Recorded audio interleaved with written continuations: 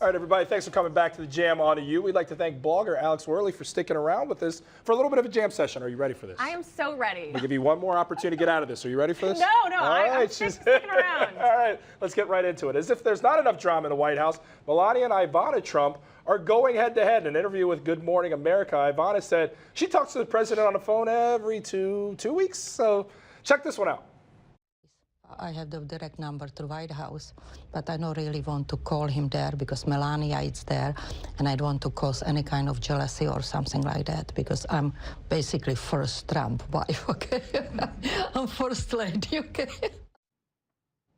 Ooh. Interesting. Oh, all right. Well, Melania wasn't happy about this comment from Ivana, and a representative issued a swift statement condemning Ivana's comments. All right, two married women have sandwiched me in here at the desk.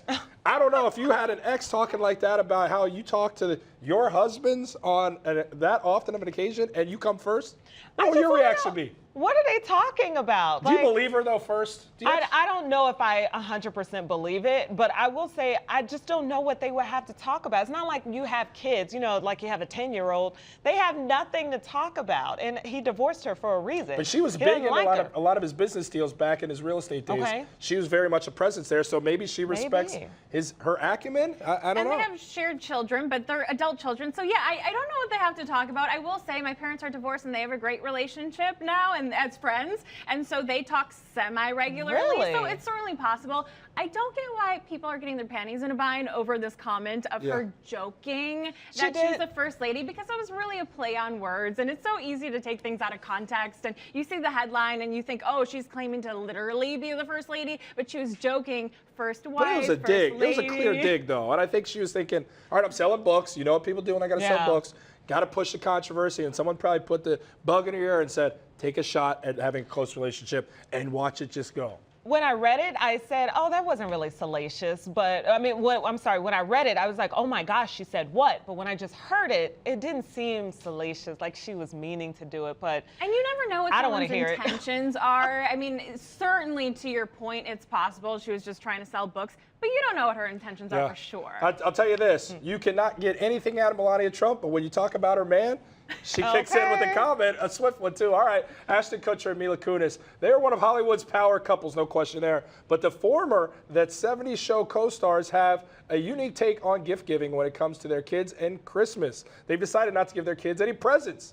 I don't know how I feel about this. When they said it creates expectations, they've even asked family and friends to make a charitable donation instead of buying gifts for their kids. You think this is weird?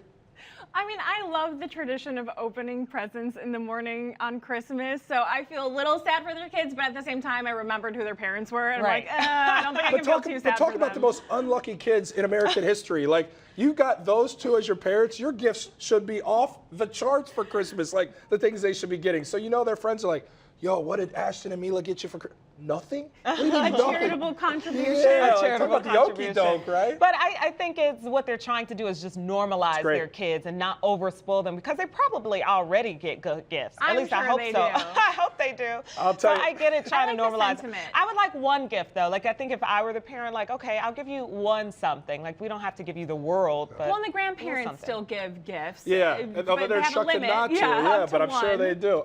Here, for me, every Christmas I say, I'm not doing it for my son next year. He always asks, why did I get this? When you bless him with all these gifts, they're still never completely gracious. So I might just pull that stunt next year and go full on Ashton and Mila and say, all right, you didn't get this game system, you're getting nothing next year. Thanks for coming back. Welcome back to the Jam on to You. It is 7:13. We'd like to thank blogger and business rock stars host Alex Wehrley for maintaining and hanging out with us here for the 7 o'clock Jam session. We're going to get right back into it. ESPN's Jamel Hill. She's at the center of another Twitter controversy. This time, she got in trouble. Well, the first time was for tweeting President Trump was a white supremacist, got her in some hot water. ESPN ultimately took a bullet for her in that regard. And now ESPN is finally suspending her for 2 weeks for tweeting about Cowboys owner Jerry Jones after he said that anyone who will kneel, they will be probably suspended for disrespecting the country, and they couldn't play for his team. She came back and said in her tweet, change happens when advertisers are impacted, she wrote. If you feel strongly about JJ's comments, then just boycott his advertisers. So this thing seemed very innocent in nature to me, and it got her in a lot of hot water. What do you guys think? I completely agree. I think that definitely she's representing ESPN as well, so I understand why you have an agreement that you have to represent the company in a positive light. But I don't think that this was encroaching on any bad boundary. She wasn't telling the audience you should do this. She was saying here's a peaceful, respectful way to protest and boycott if you'd like. Yeah, I think people have definitely said worse things. Like you said, I understand working for a job because obviously we all work for companies and work for jobs that we try to be respectful and we try to be respectful when we give our opinions.